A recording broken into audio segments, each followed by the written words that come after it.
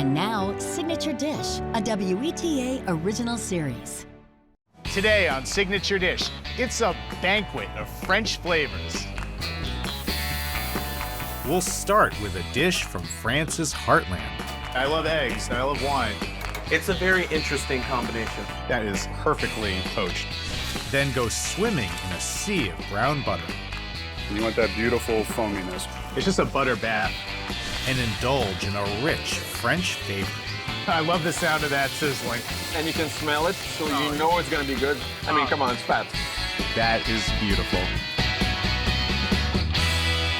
I'm Seth Tillman, WETA producer and DC native, and I love good food. That's why I'm traveling to restaurants across the DMV. At each stop, looking for the one thing you just gotta try. That signature dish.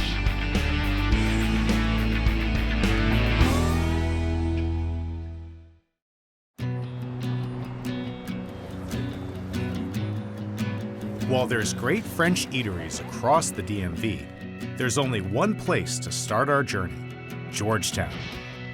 When the Kennedys swept into power in the early 60s, they helped popularize French dining, frequently patronizing Rive Gauche, an elegant restaurant at the corner of M and Wisconsin.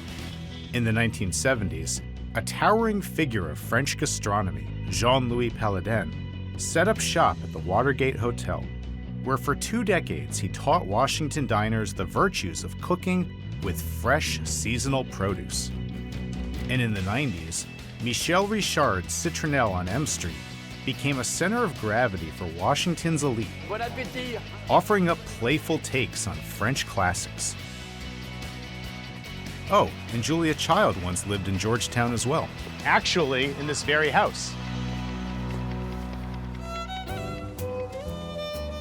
But while the ghosts of Rive Gauche and Georgetown's other French trailblazers have begun to fade from memory, a slew of top-notch French restaurants, bistros, and brasseries once again dot Georgetown. Today, I'm heading to one of the standouts, Chez Billy Sud. The first iteration of Chez Billy opened in Petworth in 2012, founded by restaurant and nightlife impresarios the Hilton brothers. With the help of chef Brendan Latoile, the team opened sister restaurant Chez Billy Sud 2 years later. The Chez Billy Sud, we weren't really sure what we wanted to do. I know I wanted to continue down the bistro path. One of our partners who actually did the design of this restaurant kind of set the tone for the dining room. So I kind of took the menu in that direction. I was like, we gotta up it a little bit for the neighborhood. So I think we are a upscale bistro, but we still are the kind of place where you could come for a weeknight dinner or for your anniversary. Chez Billy Sud's menu also highlights some of France's more rustic regional cuisines. I had been to south of France, but I'd never been kind of in the heartland of France before. And for my honeymoon, my wife and I drove all through Burgundy. For a region that has such a prestigious wine tradition, the cuisine is really, really straightforward. You see the same ingredients in most of the dishes. Beef bourguignon, coq au vin, oeufs en meurette, they all have the same garnish. It's very focused around the wine. The cuisine is very humble and very simple and very rustic, which I was drawn to. Chef, nice to meet you. Good to meet you too. Thanks for coming. Oh man, I am excited to be here, see some sauces reducing down. What are you making today? Today we're making a dish from Burgundy. It's called oeufs en meurette. Oeuf en meurette, all right. I do not speak French, but I do know enough to know that oeuf means egg. What's are en correct. meurette? En meurette is basically a red wine sauce made with the local Pinot Noir from Burgundy. So this is more of a kind of rustic country French dish? Yeah, I had this dish in Burgundy with my wife on our honeymoon. I saw it on menus everywhere, so I ate it sometimes multiple times a day. Well, I've never heard of it, so I am excited to give it a shot. Is this the wine sauce right here? Yeah, this is the wine sauce. We have a reduction of Pinot Noir. I like to add a little bit of port to bring some sweetness to the party. Some French red wine vinegar, some aromatics like shallots and garlic, and some thyme. So the first thing we're gonna do is we have our warm wine bath. That's gonna be the poaching liquid for the egg. We're gonna drop our egg in there. There's enough acidity in the wine that kind of coagulates the white and gets the poaching process going. Say, I love eggs, and I love wine, so I guess the two of them together is gonna make good stuff. It's a very interesting combination, I would say. So the garnish, the traditional garnish for oeuf en meurette is the garniture bourguignon. It's bacon lardon, Oh, nice. some pearl onions, and some button mushrooms. This is really country cooking right here. Absolutely. It's gonna render out the bacon, get it crisp before we add the rest of our ingredients. The egg is actually served on toast, so we're gonna get that toasting in the oven Got cell it. now. We're gonna go ahead and finish our sauce. So we have our strainer, our chinois. And so whatever's left behind, that's just the shallots and the other aromatics? Yeah, it's given all it has to the sauce, all the flavors in the reduction. I'm gonna keep this warm at the back of our stove. I'm gonna get our mushrooms going with our bacon lardons. I'm gonna go ahead and check on our egg. And poaching an egg, when done right, it's my favorite way to do it. So often, though, it's done wrong. There's no recipe, right? It's a technique. So Yeah. it's something you gotta poach a bunch of eggs till you get a perfect poached egg. I'm gonna go ahead and add a little bit of thyme.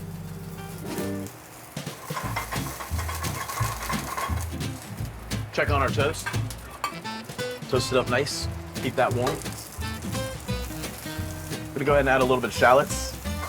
Leave some sliced garlic in there. I'm gonna go ahead and season our mushrooms, salt and pepper. These are the petals, basically, of our pickled pearl onions. They bring a crunch and a little acidity to finish the dish. All right, we're gonna check on our poached egg. We give it a little, to make sure that the yolk is not overcooked. Got it. And the white is set. Looks perfect. We're gonna add a little bit of chiffonade of parsley to our mushrooms. Shut that off, and we're gonna plate our dish. At the base, we're gonna do a little bit of our onion sous vise. Top that with our country toast. Get our egg out of its wine bath. Wow, I've never seen an egg that color before. It kind of looks like a heart, almost. That goes right on top of our bread. Next, sauce the egg with our beautiful sauce meurette. That just has the nicest velvety texture, I can already tell. Around our lardons, our mushroom, and our pickled pearl onion. Garnished with a little parsley. And here's our oeuf en meurette. That is beautiful. All right, chef. I've never seen a dish this color before. Also, a lot of wine in the sauce. What kind of wine are we pairing with it? Yeah, I like to pair it with Beaujolais from Southern Burgundy. It's light and has good acidity. It cuts through the richness of the dish. Beaujolais it is. Cheers. Enjoy.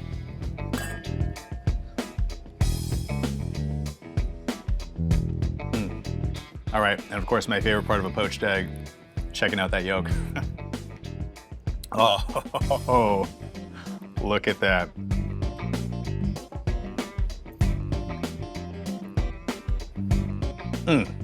You did it, chef. That is perfectly poached, that egg. And that sauce on top. A little hint of the vinegar, a little hint of the acid. And I gotta try it with some toast and some of these other fixins as well. Definitely.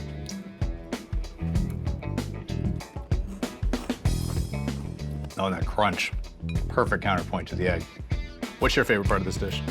I like a little bit of everything together, and then the sauce at the end, definitely get the spoon in there. All right, see if I can mix a few things together here.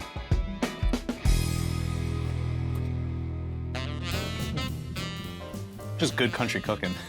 And this is kind of what you guys try to do, right? Try to pick out some dishes that are maybe a little more regional from France. Definitely. I like studying regional cookery. I don't get back to France as often as I'd like, but I'm kind of an avid collector of vintage French cookbooks, so I could take a lot of inspiration from those. I'm definitely lucky that I stumbled upon this dish, and, you know, it makes me think of my wife every time we put it on the menu. Oh, that's sweet.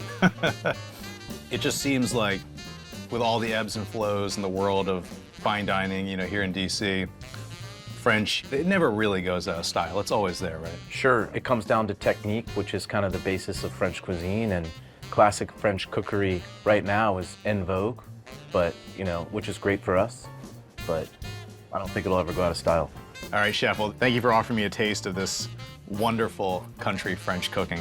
I really enjoyed it. Thanks, chef. Thank you.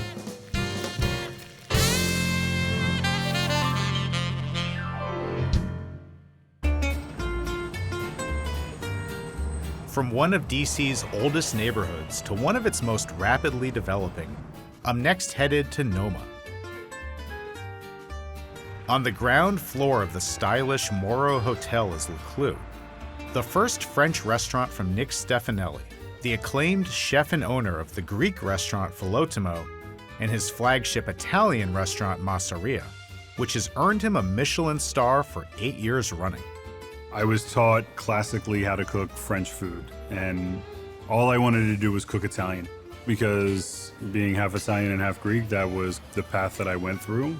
But through life and learning and wine and experience and the people that I've worked with, French food has always been a very big piece of things I've loved. And getting back to making hollandaise sauce again, I started putting hollandaise on everything I possibly could.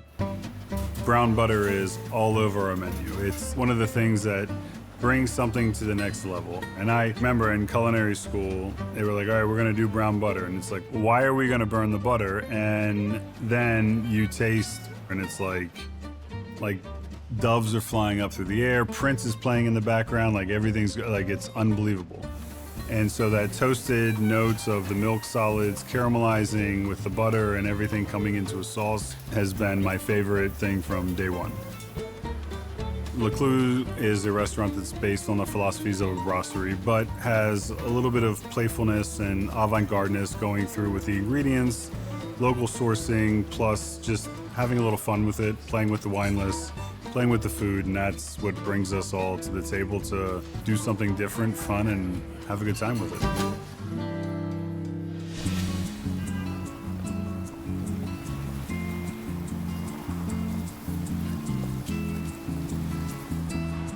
Chef, nice to meet you. How are you? Doing all right. I've been coming to kitchens long enough to know we're looking at a different kind of cut of meat here. What is this? This is a sweetbread. A sweetbread, which I know is neither sweet nor bread. No, it isn't. Discuss. So this is part of the offal that's inside the animals. This is actually the thymus gland from a calf. This was one of the things when I went to culinary school that changed my life when I had it. These are like adult chicken nuggets. And then my favorite way to cook them is we're gonna roast them in brown butter. All right, because I know we're talking about French cooking and there's gonna be some butter involved. But... Just a little bit. For the sweetbread, we soak them overnight in a slightly salted ice water. Then we're gonna take that, put it into a pot cold with your aromatics, put all that onto a burner at high heat, and then we dump it into an ice bath. So these are the ones that were boiled in, Yep. in the ice bath? Yep, so we're just gonna do like this, and you can see how that skin just peels right off. So, depending on how much you love it, this is one To be portion or two. determined. But, so we'll do two, so we can share because I love it too. We're gonna take our pan. We have a little bit of clarified butter. We're gonna start it on some high heat. And then, The because real you can't star. have enough butter, so we're gonna just season. Some people like to flour them. I don't. I like to use them as they are. We start them in high heat, and then we're gonna introduce the butters and the herbs. Ooh, nice, healthy amount of butter there. I got garlic. I got some bay leaf. It's just a butter bath at this point. So what's happening is the butter solids are caramelizing, and that's what we want to baste over top of the sweetbread. And you want that beautiful foaminess, right? So we're basting over the top while it's also going underneath. And you can't walk away from this. I mean, you know, it's No, if you're you not can't. careful, this thing will burn quickly. Can't go take a phone call and have a beer. It's like when you're making caramel, think of it that way, right? Goes from nothing to almost on fire.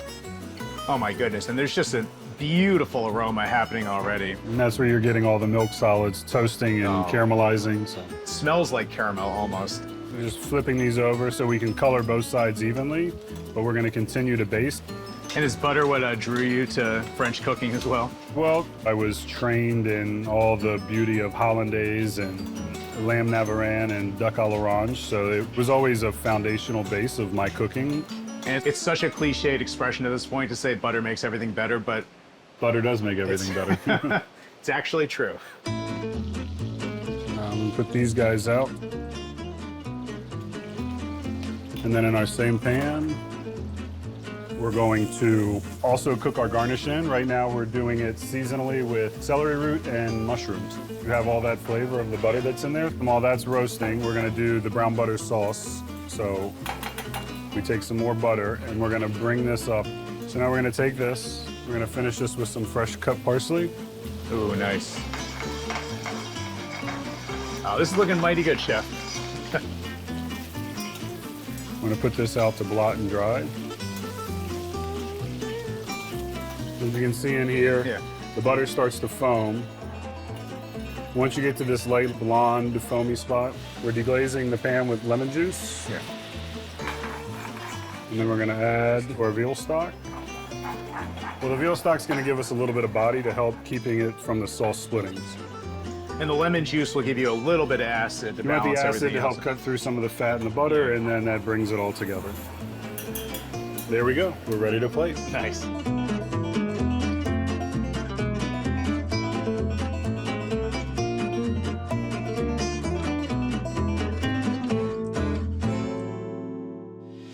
All right, Chef, I'm excited to try this. Just swimming in this brown butter. Smells delicious too. It sure does. And it pairs great with red burgundy. Oh, of Cheers. course. Cheers, Chef. Delicious. All right, and no steak knife needed for the sweetbreads. No, the protein's soft enough. The knife should cut right through it.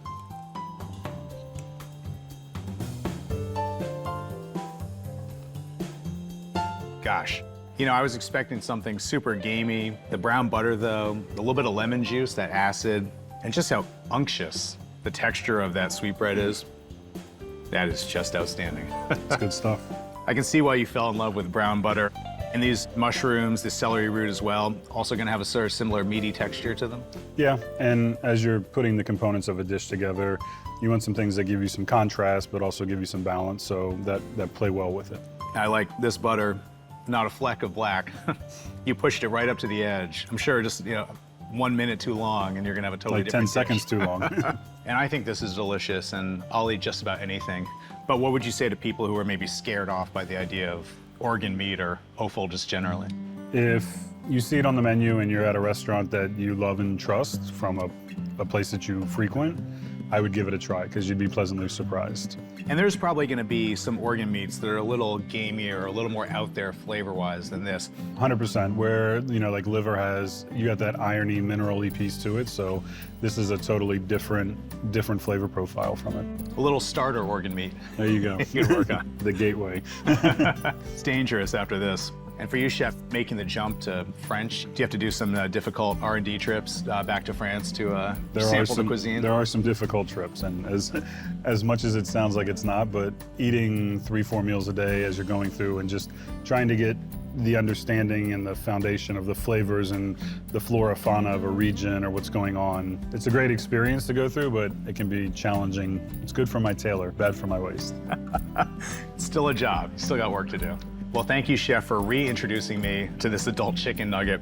Not something I've had in a while, but something I'm definitely looking forward to trying again. Thanks a lot. Yeah, you're welcome. Anytime.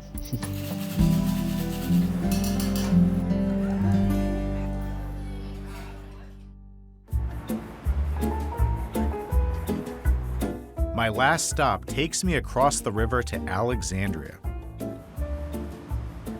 In a quiet corner of the Old Town West neighborhood is Bastille, an upscale yet casual brasserie and wine bar, helmed by husband and wife team Christophe and Michelle Pateau. I was born in a small town outside of Paris. My grandparents were in the food business, actually multiple generation, pastry chef and pastry shop owners. My parents kind of discouraged me of going to that business, so I did other studies. I always knew that was my calling. After arriving in the States in 1997, Christophe landed a job as the chef at the Watergate Hotel, which is where he met Michelle, an American-born pastry chef. There was an opportunity at the Watergate, so I submitted, and I got a phone call from this French guy, and I was a little apprehensive. I am a pretty headstrong, independent person, and I had always heard rumors about French chefs. Oh, it's all wrong. All wrong. And really, we struck it off. We just decided that at some point that we really wanted to try our hand at doing our own thing. Bastille opened its doors in its original location in 2006. When I look at the landscape of French restaurant, and at the time there was really the stuffy kind of place where you only go for special occasion. And then there was the brasserie bistro style, very affordable, but super classic. Some of the food, I felt like that was food of my grandparents. We came up with the name Bastille in the idea that we wanted to revolutionize how people perceive French food. Lighten it up, freshen it up, still hold on to what made it historic. So our approach was also to be more adventurous, but offer great quality at an affordable budget. So we went away with a lot of the fancy, so the tablecloth, keeping it more simple, more to the point. To the point is having a good time, good food, and get along with your friends or family, have a good wine.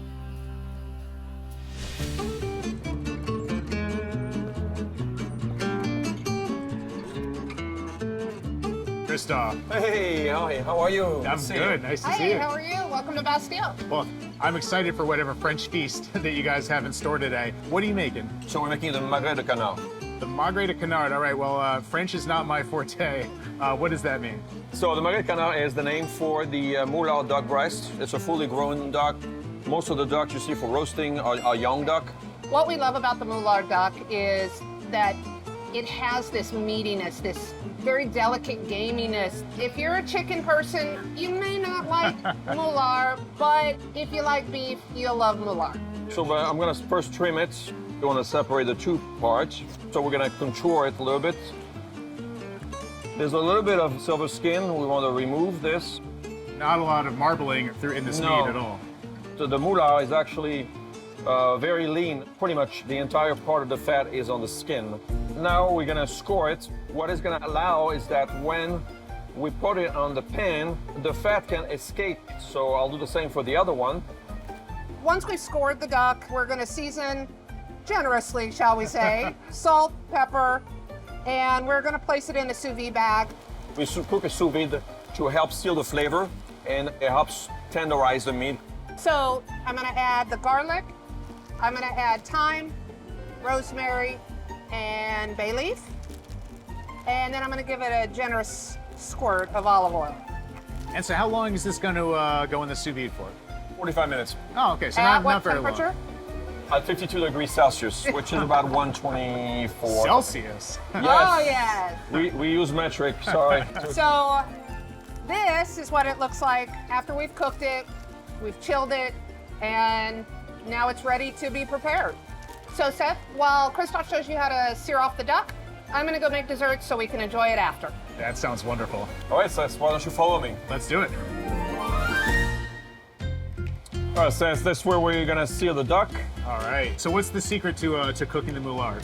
So the secret is to have a pan that is hot, not blasting hot, so I would say a medium high, to get the skin to start developing a crust. So putting skin side down, you can hear the sizzle right away. And no oil or anything needs No to go in. necessary. There's so much fat. It's like cooking with bacon or something. Exactly. It's not gonna taste the same though. Also delicious, though. Also delicious. Yeah. We're not discriminating. As it renders fat, it's important to remove the fat. Otherwise, what you end up doing is deep frying your duck breast. So you're looking for more of just a sear. Yes. So we're gonna start removing some of the fat. Take the pan, pull the breast, and drop it into your container. It's amazing how much fat's already rendered out And of it's that. only the beginning. And you see it started to get a little bit color, and you can smell it, so you know it's gonna be good. I mean, come on, it's fat. So here we're gonna get rid of a little bit of the fat again. So that fat is not what you're eating. So when people say, oh, duck is so fatty, it's so rich, well, you're not cooking it right. But the fat that is in there, especially when you flip it, it's going to help flavor the other side of the meat. Yes, absolutely. On this side, we can see the edges here, a little bit darker. If I walked right into this kitchen, I would just assume you're cooking up a ribeye steak right there. I mean, it really is amazing. It is a red meat. Yeah. It is a red meat. So it's starting to get some nice color in this little darker spot here. So now we're gonna flip it. Let's seal the flavor in the meat. So I'm searing all the different sides. Make sure it gets a good sear on every side. So now we're gonna let it rest, and then we'll slice it and plate it. So once it rested enough, we'll slice it up. We're gonna serve it with little braised kale, some baby carrots and small baby onions, a sweet potato souffle, and we have a cranberry orange gastrique. We'll spoon the orange cranberry gastrique over the duck. Garnish with a few candied kumquat and fresh cranberries. So then we'll be able to enjoy it with Michelle's dessert at the table. All right, Christophe, Michelle, what pairs nicely with this Moulard duck? So one of the things that I love to pair with duck is Pinot Noir. The fruitiness of Pinot just really makes the duck shine. So what we have is a sparkling Pinot Noir. It brings nice acidity. It still has nice weight of fruit. All right, well, French food, sparkling French wine. Can't wait to try it. Cheers. Santé. Delicious.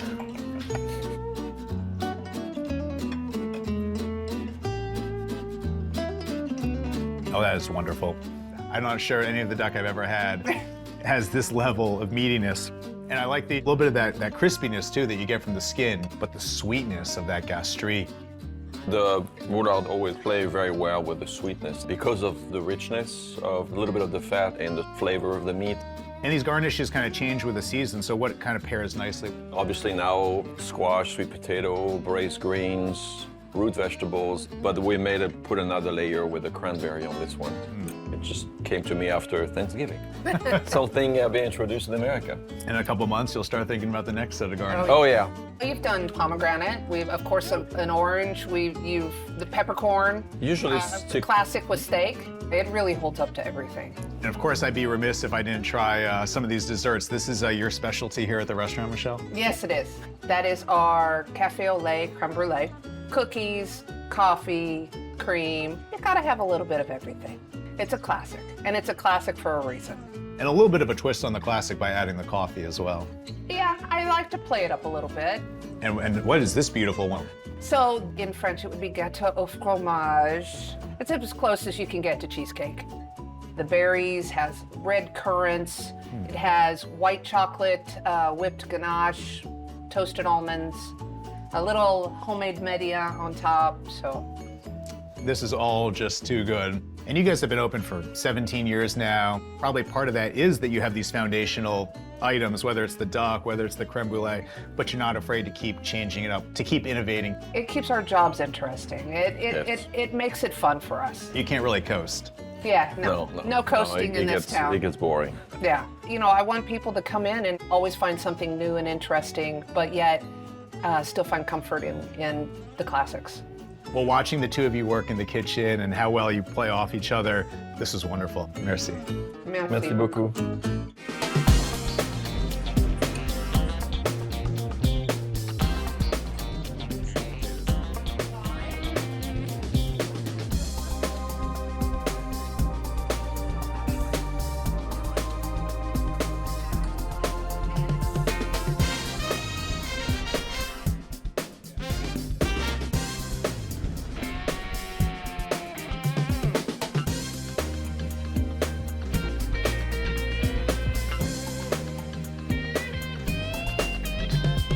To find out more about great food in the Washington metro area, visit weta.org/signature dish.